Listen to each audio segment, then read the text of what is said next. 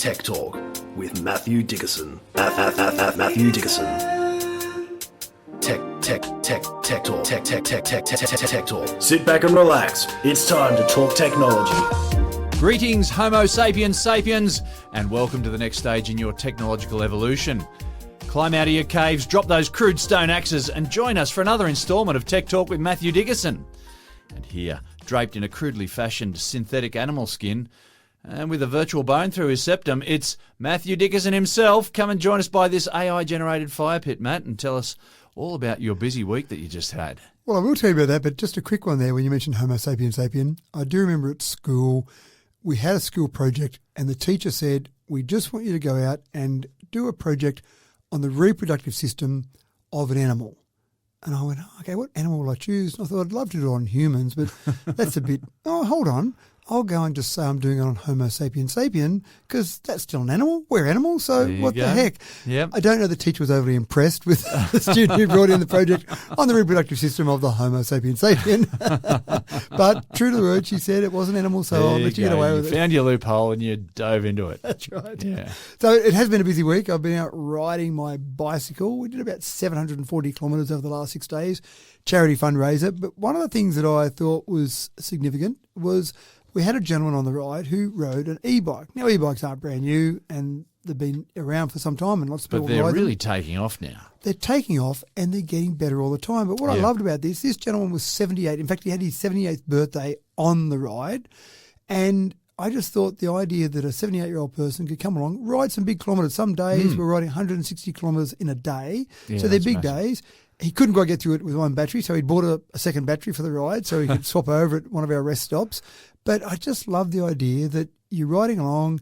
He's still working a bit, not as much as the rest of the people on the peloton, but he's still working a bit, doing his bit there, but just participating. And I talked to him a little bit about it, and he's been riding it for a couple of years now. He's been trying some different things and different bikes and all the rest of it. But just the fact that we're getting that e-bike technology to such an advanced state where you just ride along beside someone, you couldn't even notice unless you had a particular look at the down tube where you went, it's a pretty big solid down tube there, which is where the battery sits. Yeah. And you also looked at him not really sweating and puffing and panting like the rest of us. That was a bit of a giveaway as well. Next year. But I do I've got a couple of friends with e-bikes and they do big rides like that, between country centres and stuff and, 4 or 5 day rides and whatnot. Yeah, and it enables them to get around it. And it does mean that there's some extra potential for tourism. So we do see e-bike tourism. In fact, I've done it overseas when we've turned up to a particular city. If we want to get around the city and have a look at the city, you walk, it takes you a fair while to get to places. If you get on a bike, people get a bit hot and sweaty. You get on an e-bike, you can look at the city in a timely fashion. Cruise around. Without getting too hot and sweaty, but also not missing things. Cause you see so much more when you're walking, but as you say, there's a lot more energy in the walking of those long distances. But, on an e-bike, you can just cruise around and pick up stuff. Yeah, so I really do I haven't got one. I don't ride an e-bike. I'm still trying to stave off for as long as possible riding a real bike. I'm sure I'll get one at some stage. It's imminent. It'll happen. It is indeed. Okay, folks, I hope you have your plates ready because the all-you-can-eat buffet is serving now. Today we're looking to repurpose some carbon dioxide and solve some of the energy woes in sunny Sardinia. And speaking of repurposing, Vegemite is about to get a zhuzhing as a superfood with a broader purpose than just your standard brekkie toast. And everything old is new again as container ships turn back the clock, harnessing wind power once more. But let's get rolling with our first story. Try this on for size, folks. The onset of self-driving cars is surely coming, like it or not. And that is likely to require some adjustments in the way things are done on our roadways. San Francisco is rolling already with driverless taxis, as well as various cities throughout China, as I gather. So it stands to reason that urban planners start to consider implications of having large-scale autonomous car fleets in our cities. Matt, what are your thoughts, and how are things like traffic lights, for example, going to change? Funny you should mention traffic lights. I thought we might explore a bit more about traffic lights and how they might change with autonomous vehicles. Now, let's go back a little bit with traffic lights. Way back in 1868, the first gas-lit signal appeared in London in 1868. Now, hang on a second. Traffic lights, what, for horse-drawn carriages? I can only assume that it was because there weren't too many cars around. And I'm just guessing, like in those days, you just rode your horse or your carriage wherever there was a bit of space. And it must have been a busy intersection, and they put up So whereabouts was it? in London in 1868. Yeah, right. Yep. And so it was a bit like a railway signal. It was manually operated, as you can imagine, but it wasn't great. It actually leaked some gas and there was an explosion. And the policeman that operated the signal was severely injured, so they went, let's just give up on that. Do something different. Next one around, we had an electric traffic light installed in Cleveland, Ohio in 1914. So you can get that. You can go, well, some cars were starting to get around and maybe we need to control some intersections then. Not a lot of cars, but you've probably got still horses, horse-drawn carriages, cars, maybe some bicycles around. So they just had some control. Now, red and green were the only lights on that particular traffic light. Right. But I'm imagining that, they would have had policemen standing in the middle of intersections at, around about that time. With white gloves and whistles, I assume. Yeah, that's right. Now, so that was interesting. The introduction of the three-colour system came a bit later, but the big breakthrough, in my opinion, around all of this was at an international convention in 1931. Everyone agreed we should have three colours. They should be red, green and orange-yellow. Amber. Amber, that's right. But, that makes sense, doesn't it? That, you want people to be able to drive in. Well, how many times have we gotten together as a globe, as a planet, and agreed on something? Not often enough. And I wish at that conference they would have said, hey, let's decide on left-hand drive or right-hand drive. They had their opportunity. That was it. In 1931, there weren't enough cars around the world then that surely they could have changed. But no, now changing would just cause so many deaths. 1931, I thought that was fantastic. As you said, how many times do we get international agreement with something as significant as that? But it means we can go anywhere in the world and we get to these things and we say, I know what that means. It's green. I know what that means. It's in the same spot. I know what that means. So that's fantastic. You see some minor modifications with some arrows on them, or the pedestrians. I like the ones that have the countdown for the pedestrian time, so you know how many seconds you've got left to run across the road. So all that's fantastic. But some researchers have said we need a fourth colour. And now, what a concept after almost a century of the three-colour system. Purple light. A purple light. Well, they're calling it white light at the moment. Oh, right. It's going to be white. Right. No, it's not going to be white. They're just calling it white light. White is the working colour. It may be purple. It would need to be a fairly strong primary colour, you would think. But I'm not convinced that So you're saying it's got to be blue, but blue's probably a dodgy colour. Blue's maybe a bit close to green, and if you're red-green colourblind, is that... No, I think it's got nothing to do with red-green colour, but I just think blue sometimes doesn't stand out enough. Yeah, right. But it might be a bit close to green, I thought. If it was a bit sunshiny, a bit dark, they're both kind of darkish colours. But the concept here is that with autonomous vehicles on the road, when you've got the fourth colour traffic light, let's call it white, it's on white, that's the signal to autonomous vehicles to go through. Now, they're talking to each other and talking to the traffic lights, but it's a signal to us good old-fashioned humans to follow the car in front of us. This sounds like a disaster to me. It could be problematic, but people are going to start tagging those autonomous cars and going, I'm going to follow this guy through the traffic. Exactly right. Now, some of the initial computer modelling, remembering there's no intersection like this in the world at the moment, says that you could reduce congestion by about 40%. Now, that was without taking into account pedestrians. When you throw them into the mix in terms of having pedestrian buttons as well, about 25% reduction in delays if you've got this fourth colour. And I suppose the problem I have here is that if I'm looking at autonomous vehicles being able to be used on the road, I want them to work with what you and I have got to work with. If we've got to build traffic lights differently or change traffic lights to accommodate autonomous vehicles, then maybe they're not good enough. Maybe we need to get them so that they can work with what we've got. Now, I think the idea here is that because autonomous vehicles will be speaking with each other and the traffic lights by having the white colour, then it means that they can just do what they need to do and get through an intersection, rather than when you're sitting in an intersection, you've got a red light in front of you, look up and down the road, you go, there's no cars coming, I just want to go, but I can't because it's a red light. That's wasting time, adds to congestion. The idea of the white colour there, I'm assuming that autonomous vehicles are sitting there at the traffic lights, it's white. Well, I know there's no cars around because I'm talking to other autonomous vehicles, so I'm happy to go. Cars behind me, follow me. But you'd need enough autonomous vehicles on the road. You'd need a critical mass of autonomous vehicles. And the other issue I have is there are approximately 10 million traffic lights I found with a very rough bit of research across the world. It's not a hard and fast number, but approximately... need an extra light. That's right. Imagine the cost of 10 million traffic lights around the world having an extra light. why don't they just put that money into the development of the AVs to make them a bit smarter, a bit better? And then if you get enough AVs in the world, just get rid of the traffic lights altogether, because they'll just come along and know what's around them, and away There they you go. Yeah, wacko. Yeah, so I wonder if people are going to start looking into recycling traffic lights. There could be a new industry right there. Yeah, so I think we're a long way away from AVs. We're a long way away from a fourth colour on traffic lights. I saw it as It's still more... going to happen, though, I reckon. It will happen, but I saw this sort of concept as a bit of a hypothetical research by a university to say, I wonder what we could do to make AVs better, and this was the idea, but I just don't see it happening.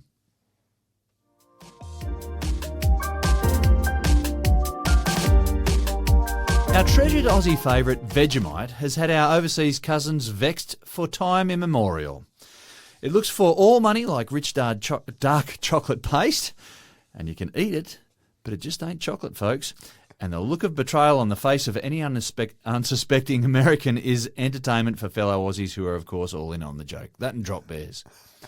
Well, it seems that very soon our beloved Vegemite may be more useful than a thinly spread dose of vitamins B1, B2 and B3 on your toast for brekkie. There's more to it. It's all in the name of sustainability, Matt. You said the magic word there, did you? Thinly spread. Yeah, you For anyone out can't there- get a spoonful. No one takes a spoonful of Vegemite. You put it and on like shoves it in their jam, gob, then you... unless they're pranking in America. That's right. But I have seen people do that. They go, oh, it's just like another topping. I'll put it on just like I put it on Looks jam or like honey. chocolate. I'll whack it on there. Yeah, it's a bit scary. So Vegemite, yeast extract, as some people might refer to it as, is being used. Now, here's the scary part. I love it when we top the world, when Aussies are on top of the world for lots of things, but this one isn't such a good thing to be top of the world. We are one of the top producers of e-waste globally. Wow. We buy lots of stuff and we replace Yeah. lots of stuff, apparently. Yeah. Each individual, and I'm assuming this is individual adult, each individual in this nation in 2022 created 21.6 kilograms of e-waste. That seems like a lot. That's a computer or two computers. Phones don't weigh much. Yeah. So that's... I'm thinking about 21.6 kilograms. Yeah. That's a couple of bags of dog food. I like your weight measurement That's comparison about there. 3 bags of dog food nearly. So that's a lot. And again, we're one of the top producers of the world of that. So can we get better at it? The predictions are that we'll have, by the year 2030, about 657,000 tonnes of e-waste. And what are we doing with all this? Well, you talk about yeast extract. This is one of the ways they're looking at extracting some of the precious metals. We're going to spread Vegemite all over. Almost. So bit for your toast, bit for your e-waste. That's folks. right, more for your e-waste than for your toast. They've done some research and they put 20 litres of spent brewing yeast, so basically yeast extract, same as Vegemite, on various metals. They utilised adsorption, not absorption, adsorption, to extract metals like aluminium, copper and zinc. So if you want to get selective metal recovery, it's actually quite a cost-effective way to get selective metal recovery. Wow. So it sounds quite interesting. They use the brewer's yeast as a natural biosorbent. So the good part about it is it's a waste product itself. So you're not using other components that are hard to produce to then go and extract the e-waste. You might spend more money and more environmental damage to get the things to actually extract the e-waste. But with this one, it's a byproduct anyway. It's a waste product. Potentially looking at a mass Vegemite shortage on the supermarket shelves. This is going to be like COVID with the toilet paper. Will people spend more money? People are going to start hoarding Vegemite. They might spend more money on extracting e-waste than on Vegemite. Yeah, right. That's a possibility, definitely. So this could be one of the things, but we need to find out ways to extract e-waste or the various important parts of e-waste. That's absolutely without a doubt we need to do that. This is just another way they're looking at doing that. Getting waste to treat e-waste seems like a smart way to do it. Yeah, that sounds cool. There's a fair few steps to go, in particular getting it up to the stage where you are using this at an industrial scale. They're doing small tests at the moment. But the good part about it is as well, the yeast could be recycled and reused up to 5 times to extract metals from e-waste. And you can spread it on thick. And you can absolutely cover it in it. You can actually dip it in it if you like. So unlike Vegemite. There you go. So yeah, quite interesting. And again, Revolutionary. revolutionary. Yeah, again, different ways to extract things, and people are looking Getting at smart. different solutions.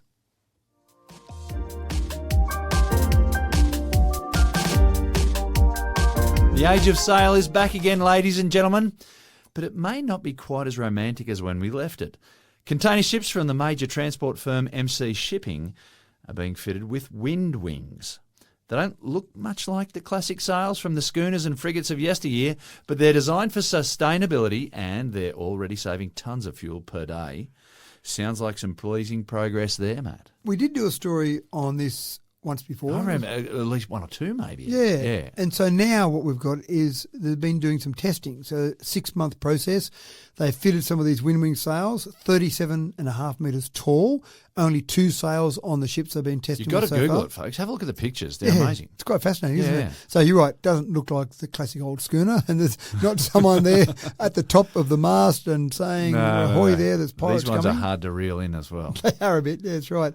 So they've done some testing. The vessel's been going around China, around Brazil, and so essentially over 6 months they've now got some data, which is fantastic. On average, the WindWing sails were saving about 3.3 tonnes of fuel per day, and I'll get to percentages in a moment because 3.3 tonnes, does it use 7,000 tonnes a day or does it use 5 tonnes a day? I read one source saying saving 12 tonnes, but that seems like a phenomenal amount. Well, it is, but that's what they found. On optimal wind condition days, up to 12 tonnes. Yeah, so on wow. average, 3.3 tonnes, but on days where the wind was absolutely spot on, a gale behind you, fantastic, up to 12 tonnes. So I'm wondering how many tonnes one of these container ships has to of fuel. That's right. They have to take with them on a long journey. And that's the relative thing. Whenever someone tells me a number, I say, well, that means nothing to me because I don't know how much fuel a ship uses. But so still, if you're saving 3.3 tonnes, it sounds like a lot. God, that sounds like a lot. So let's go percentages now. Okay. 14% on average is You're what they right. say. Okay. So the 3.3 tonnes converts to 14%.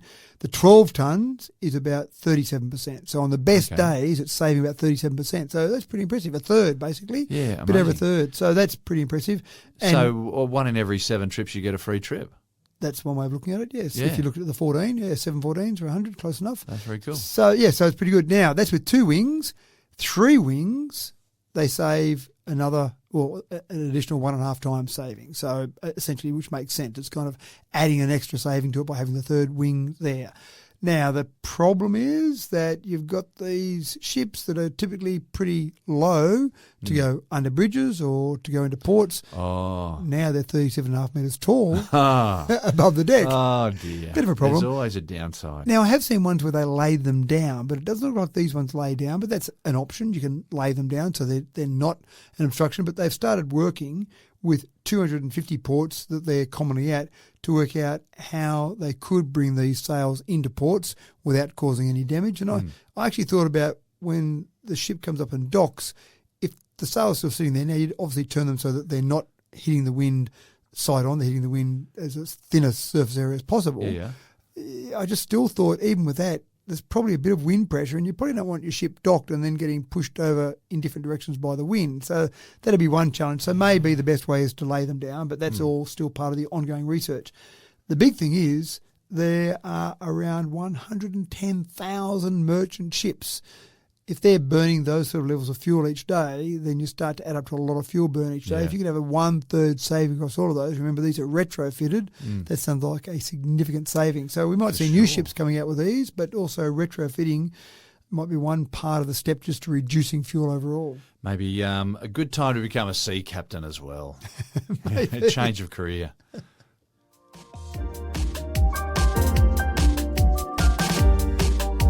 Cutting-edge innovation in sustainable energy solutions. Yeah, that's not a phrase I've pinned to the good people of Sardinia ever before when I think about it. Fairly safe to say that. But Sardinian think tanks have been hard at work and they're repurposing old petrochemical plants in a novel effort to employ liquid carbon dioxide to generate green power. Now, Matt, there are a couple of phrases here that are quite unexpected and new to me, and liquid carbon dioxide is another one of them. Because traditionally, carbon dioxide sublimes. It goes from solid to gas and back to solid again. But I did a bit of reading here, and it's very interesting what they're doing. That's quite fascinating, isn't it? Now, the thing I like about this is that we are finding lots of different ways to store energy. Traditionally, we've just burnt stuff and we've got power and happy days. We don't have to worry about it too much. Now we've got a world where it's not quite so easy to produce the power, so how do we store that power?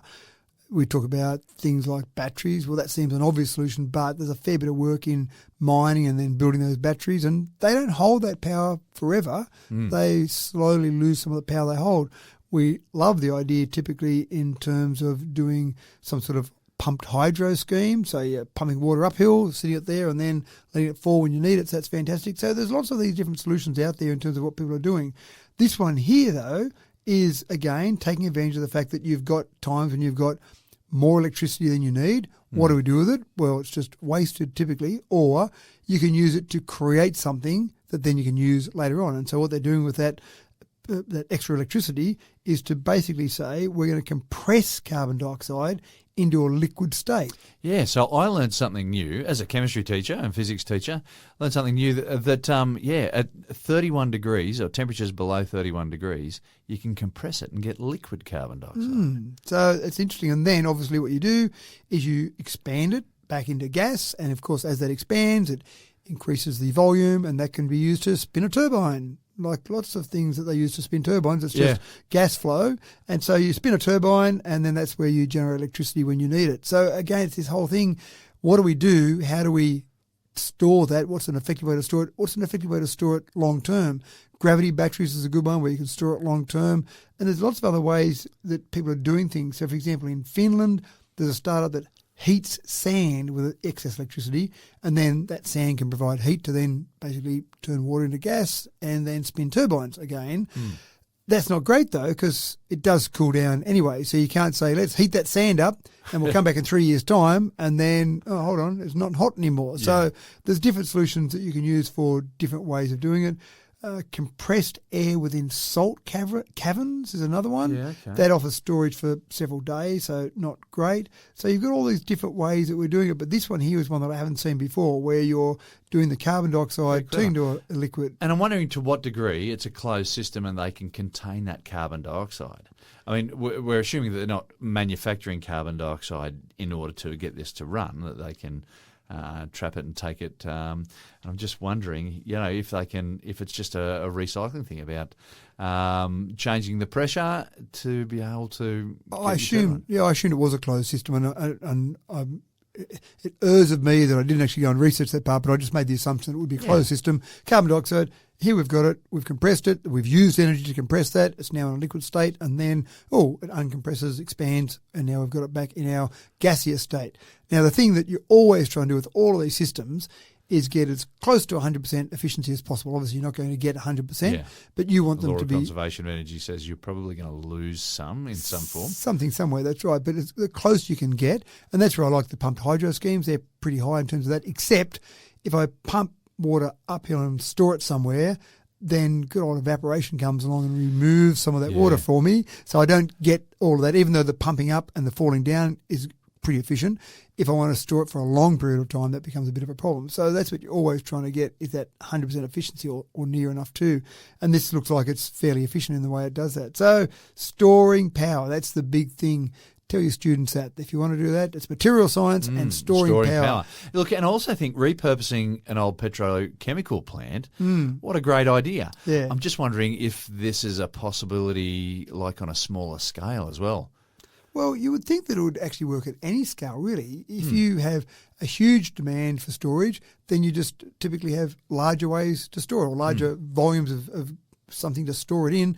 Smaller ones, again, it comes down to the turbine and the storage, I suppose. Yeah, so it's a case of hopefully you don't have to wait till your petrochemical plant is redundant before you get into this. That's and right. that we can start to do something a bit constructive, in the meantime. I do wonder, it's an interesting point you make, I do wonder how long before we're going to get other storage systems in homes. You talk about the scalability, small, large. At the moment, if you want to put in some sort of storage in your home to take advantage of, say, solar panels on your rooftop, it's battery. That's what anyone talks about. They don't talk about other ways of storing that power. That seems to be the most efficient in that sort of environment. Maybe we'll come up with some other way of storing power. Well, I wonder, like for a small community, like a couple of city blocks, for example, you might have a couple of shipping containers. Yep. And, you're just recycling your carbon dioxide. That's right. to store power. It sounds fascinating. Well, we need clever people in this world, and well done, Sardinians, for your cleverness.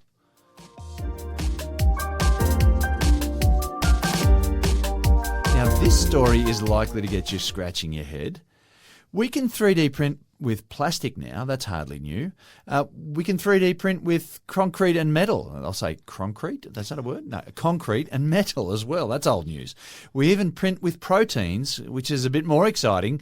But did you know we can now 3D print, wait for it, wood, and recycle old wood in the process? Matt, they don't make it like they used to, is a phrase that has never been more pertinent than it is today. But this is in a really good way, am I right? This is a really interesting one, isn't it? You're right. You've got materials that we're used to creating and forming into some sort of shape, but wood is one of those ones that grows on a tree. Yeah, that's right. And then we take it and there's a big chunk, a big cylinder, and we turn it into something else.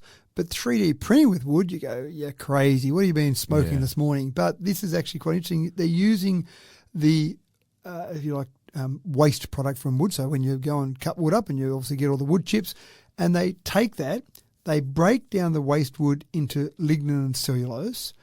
Then they take those components, they transform them into nanofibers and nanocrystals, recombine them with water, sounds like a fairly long process, to create a clay-like substance, and that's the 3D printing ink. So this is incredible. And if someone thought to do that and go through all those steps, I wonder how this idea evolved. But anyway. I love to find out some of those things, where it started from. Yeah. Someone saying, let's 3D print wood, and someone said, I think you need to come up with a better idea than that, because that's not going to happen. Well, maybe someone said, we've got all this waste wood, we need to do something with it.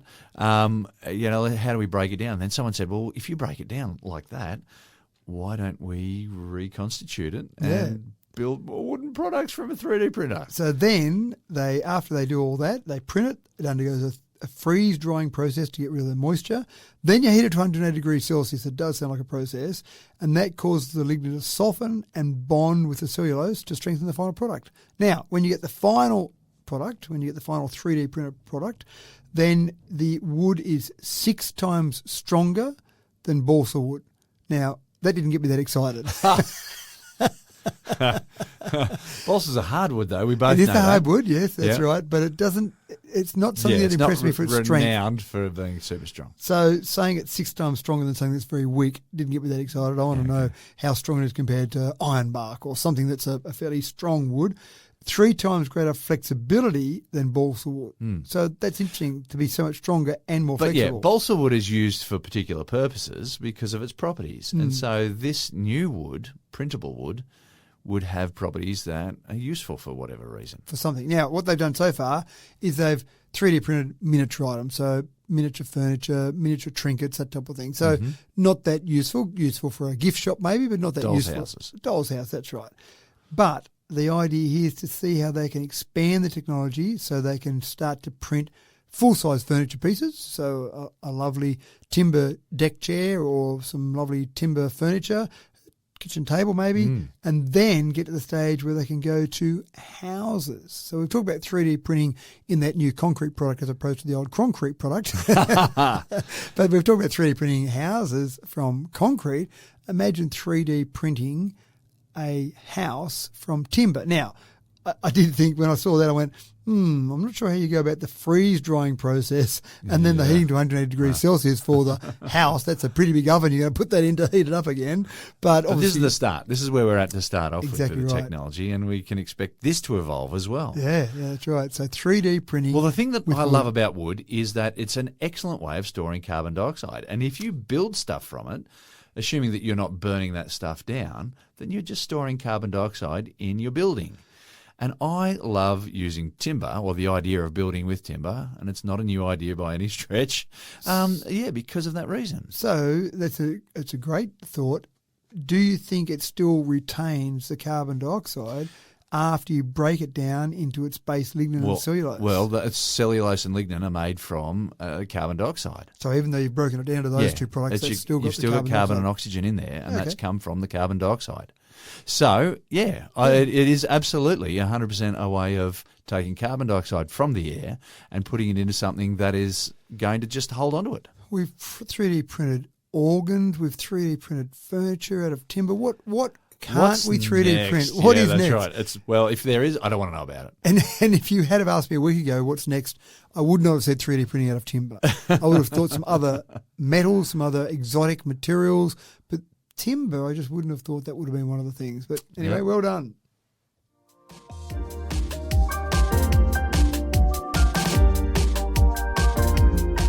Now, how do you feel about AI coming in and making itself comfortable in your home? Predictions are that it's not only certain to happen, but if you were to guess when it's going to happen, then you might even like to cut a few years off that prediction too, I would expect. Some people are already there, of course. There's no need to get out the good crockery and boil the kettle for our new guests, Matt. AI is going to take care of things for us, as I suppose. But we're sceptical. In some recent surveys, Aussies said that 44%, only 44% were open to AI transforming their homes within 5 years. So it's not like there's a lot of confidence out there in the market. 21% of Aussies said they believe they'll have AI devices capable of controlling their entire home at any time in the future.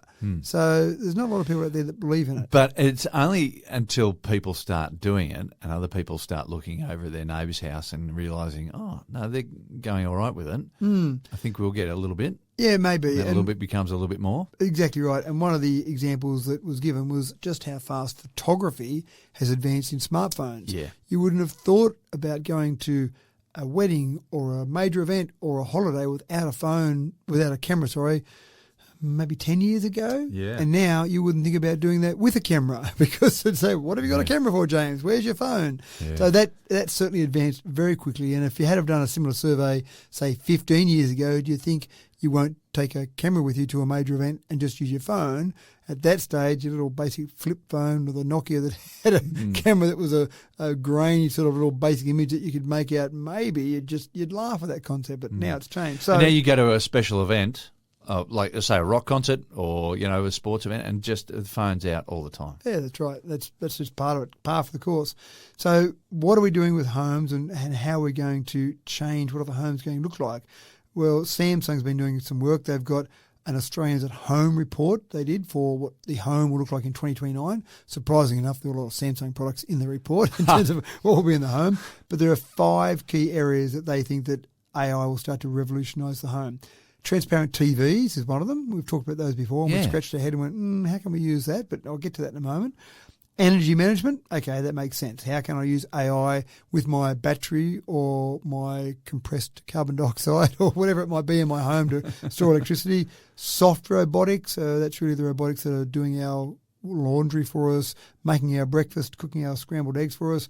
Vehicles is another one that's part of our home. So energy transfer, not just charging your vehicle, but maybe storing energy and being part of that, or maybe enhancing the living space, maybe doing something where you can actually use that as part of your overall living space. Yeah. And then of course, ambient AI, just in the background, just there, ready to help. When you need some help, you can just ask your house. And we've seen movies along those lines where you do just have the conversation with your house. And so they're the 5 areas that they're talking about. Now, transparent TV, I want to focus a little bit on that because we did talk about it when the first transparent TV was shown. And we said, and we shrugged our shoulders, couldn't work out why you would. And we said, for the sake of it, for the sake of I can do it. Say that you've got it. That's probably about as far as we went at that time. But they're talking very much about transparent TVs being in the home environment where you don't even know there's a TV. So it's just there. It might be showing a lovely picture. It might be showing some fish that aren't really there that look like they're swimming around in a lovely big fish pool that you have there. And so then you want to watch the footy and you turn it on and there's the footy on the screen. So maybe something like that. Even in businesses, I can see them being used a bit, but this is really focused on the home. And so all sorts of things, just being able to ask to change the channel, being able to ask some of your products, which you can do now, change the channel, turn the lights on and off, but getting AI in there to help you with that, not just change the channel, but to say, what time is the footy on this afternoon and who's playing, and getting AI to go and look up some of that. Good. Remind me 5 minutes before 4 o'clock this afternoon that the footy's on so I can come in to the lounge room and watch the TV that you've turned on for me that used to be a transparent thing. Amazing. And now it's on the wall. So getting to the stage where you're really involving your house in what you're doing with AI and the various tools that you've got around there. Soft robotics, I can hardly wait for that. I just want someone to fold the clothes up for me. I hate having to go through and fold the clothes up. But the other one is that less than 19% of Aussies foresee AI robots simplifying household chores. Again, that's ever. And I guarantee we will have some type of robot in the home within the next decade, I would say, that is able to do something for us, to help us in some way, whether it be just make a coffee or something that's very mechanical, or pick up clothes on the floor and iron them, or put them through the washing. There'll be something there. Anyway, it's an interesting process. I think it'll happen, and then before we know it, we blink and go, how do we ever do without whatever we've got in the home? That's right. I wonder, projecting ourselves just 20 years, well, maybe even 10 years into the future from now, how we're going to look back on 2024 and think, oh, how do they even get by? Yeah, exactly.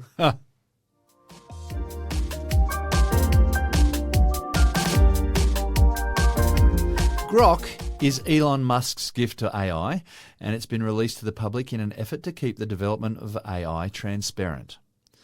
Matt, recently a large sector of the population have been getting nervous each time Elon Musk raises his head, which is pretty often. How are we feeling about XAI's gift of Grok? You do wonder what the plan is, if he has a plan, if there's some greater vision there, if he's stroking his cat while sitting back there in his armchair spinning in circles. Now, the interesting part here is that you remember the Apple computer versus IBM compatible PC wars, if you like. And one of the things that I took out of that process at the time was that Apple said, we're the only ones that can make a computer to our standard, and if we want to run the Apple operating system on a computer, it has to be our computer. That's it. We're locking it down. No one else can touch that.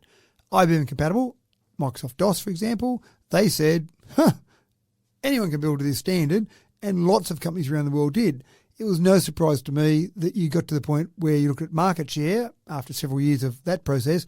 Apple, maybe 7 or 8%. IBM compatible PC, maybe high 80s, maybe even 90% market share. You had a couple other ones there, Linux, for example. But generally, that was how the world was. And to my mind, the mistake, if you want to call it that, that Apple made was just to say, we're the only ones that can make the hardware. If you made it a bit more accessible, that might mean that you were a bit more dominant, and that's where the IBM compatible. This is something similar, maybe. You've got OpenAI, which isn't open source. So OpenAI, ChatGPT, they keep that code to themselves. The company that owns it, OpenAI, keeps that code to themselves. You can use the tool, but you can't get in and look at the source code. It's not open source. So Elon Musk's AI chatbot Grok is open source. So you've got free access to the source code that makes up Grok. You can view it, modify it, you can distribute it. So that's the good guys and the bad guys. That's the good guys and the bad guys. That's everyone. But this is Elon's way of basically saying, up yours, OpenAI. He's got a lawsuit out against OpenAI at the moment, and he's trying to say that the CEO and OpenAI breached the foundational agreement of OpenAI because you're not using it for beautiful means to save the planet. You're using it for profit. You're actually charging people money to use it. So I don't know what's going to happen with this. Grok doesn't seem like it's a great tool at this stage, but if it's open source, it might be like the IBM compatible PC versus Apple. It might have lots of people around the world contributing to it, make it better overall, and before we know it, Grok. We're not talking about ChatGPT anymore. We're talking about Grok. It's also, Grok's got a bit of sass, a bit of attitude in the way it answers your questions. Is that enough to get people excited and locking onto it? Maybe. But I think the open source, that's the part that gets people really excited about it so that anyone can access that code. But this puppy dog's going to need a very big leash, surely. It's going to need a tight leash, I think, at some stage. And I suppose that's the point from Elon. You make it open source, so you make it more transparent and you can see what's happening.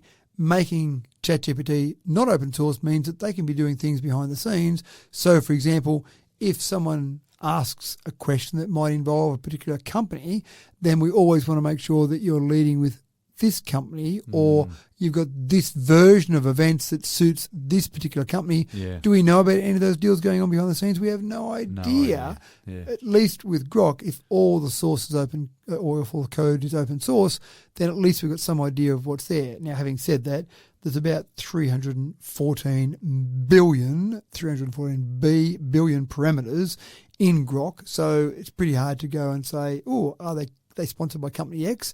But in general, you've got that concept of open source, which I think seems like let people make the world a better place. 2034 is going to be a very interesting time.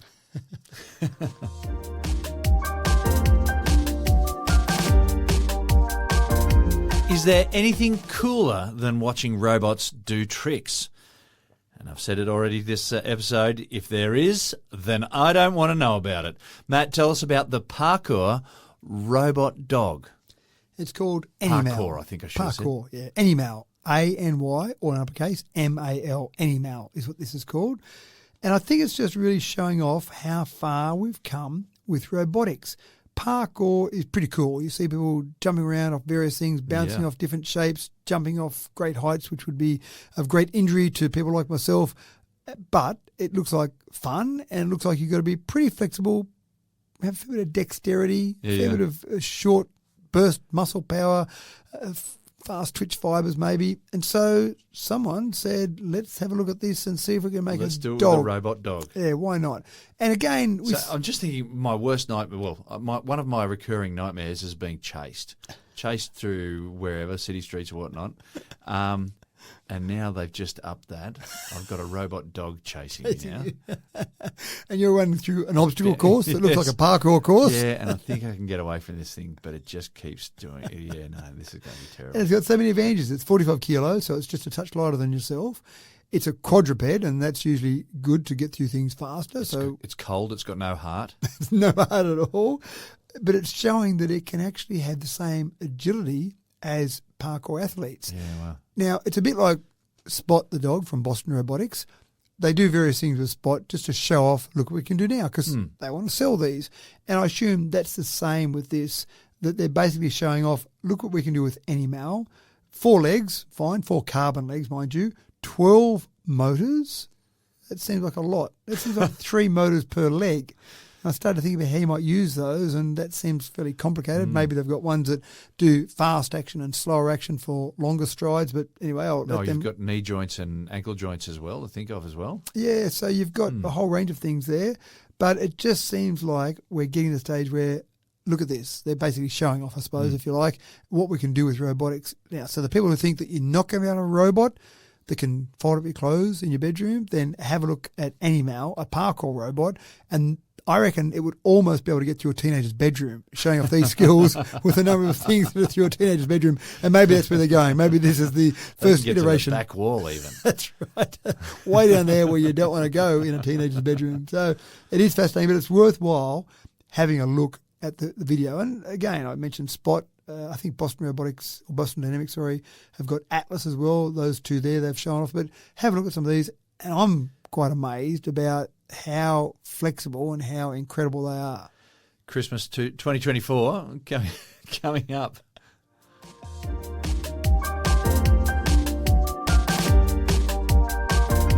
Ask a 5-year-old to draw a rocket ship, and they'll draw a picture of SpaceX's Starship to scale. While the Starship designers have produced something that looks like it probably came from a low-budget sci-fi show from the 60s, test flights have been going very well. Up until now. Matt, NASA is keen on this rocket returning man to the moon. I guess lessons have been learned here. What are the details of this latest mishap, and what's likely to come out of it? Well, it's better than their first two. Their first two involved explosions. This one, they just lost. So that's okay, isn't it? You think there'd be a fair bit of work going on to track it, but they sent it up and it was meant to have a lovely splashdown, but they kind of lost it. SpaceX confirmed the loss of the spacecraft and said, sorry, we've lost the ship. No splashdown today. It's sitting with the MH370 and Elvis and Hitler and... Maybe all of the above, but right. I'm thinking it's gone up. Surely they're tracking it. It didn't stay up, so it's come down somewhere. Maybe not where they expected in the ocean, but Did you notice anywhere that it came? Who went to sleep on this? Yeah, that's right. Anyway, what's interesting about this is that in the past there would have been a huge amount of computer modelling done before you got to the stage of building a prototype and then getting to the stage where you finally launched something. It might have been years, might have been decades. I mean, it took a fair while to put man on the moon, a lot of testing before they finally started launching. SpaceX is taking a slightly different approach. They're saying, let's build it, let's get it about right, let's do it. Okay, that didn't work, it blew up. Where did it blow up? What caused that? Okay, let's do it again. Okay, well, that one blew up. So let's do another one. Okay, it got up there and we lost it. Okay, let's get it better. So they're just using models to fine-tune where they're at. It seems like an expensive way to go, but it's a faster way to go. And I think that's the point that they're making. It's a big rocket, though. It's a big rocket. It does seem expensive. It's the biggest rocket we, like humans, have made. So it seems an expensive way to keep testing, doesn't it? Maybe that computer modelling didn't sound like such a bad idea, but that seems to be the way they're doing it. But the whole idea is that they want to be able to land this thing. They've been using is it the Falcon or the Dragon that has been able to land? And the idea is that this is going to land as well, I think. Yeah, that's right. Well, this is to get man on the moon. Like a 1950s movie. This is the Artemis 3 mission. Yeah. They want to have astronauts on the moon by September 2026. In the whole scheme of things, that's not that far away. Less or a bit over 2 years away before that should be happening. If I was one of those potential astronauts looking at these ones going up, blowing up, getting lost. I'll go after the other guys go first. That's right. Or maybe I just change occupation here. But, so the Saturn V rocket that was the bones of the Apollo mission, that was a really big rocket. But the thing that landed on the moon was just a tiny little capsule. Yeah. Or a little fraction of that, we should say. But they're going to land the whole thing on the moon, aren't they? Well, yeah, I'm not sure exactly what they're landing on there, but I suppose the point that I liked about this is this is just a different way of doing it. It's this iterative approach. Let's build it, test it, no. Build it, test it, no. Build it, oh, yeah, we got that one right. Let's keep working on that. So it is a completely different way to go, but it's the sort of stuff we used to do in the backyard. Yeah. With trying to build a catapult or whatever. There's so many little projects that people get up to in their backyards. Let's just build and test it. That's right. But this is a big project to do in your backyard. It's more expensive than that little catapult. Even if you broke someone's window, it's still more expensive than that. So keep an eye on that. Keep an eye on the tests, because I'd encourage people to watch them, because you don't know what's going to happen. It's all a bit of a mystery there. But anyway, it's happening, and I look forward to September 2026. I don't think they'll make the deadline. You ready? This is my big prediction. I don't think they'll make the September 2026 deadline for man on the moon again on a SpaceX rocket. Well, I, for one, hope they do. I'm just super excited by it. Well, I agree with you, but I'm not really convinced. Not confident. No. And that's all there is today, folks. There's no more than a scattering of crumbs at the bottom of the bag, so it's time to move on. Thanks for another cracking tech talk, Matt. I can smell that toast cooking now and my Vegemite getting on there before we get that shortage. Well, I've been inspired by the Parkour robot dog. I'm off to fish out my old Meccano set from the depths of the garage and see if I can catch up with the folks at Zurich who have been working on that. I'm also getting that Do Not Disturb Genius at Work sign again. That'll get out and be put on the outside of the shed. Thanks for tuning in again, folks. It's a pleasure to deliver a freshly hand-wrapped episode of Tech Talk for you each week. Matthew samples only the very best of the best news from the fast-paced world of science and technology, and then distills it to bring you the purified and concentrated stories that you hear from week to week. I'm James Eddy, and I look forward to catching you again in 1 week's time with more news from your future. Take care. Until then, bye for now.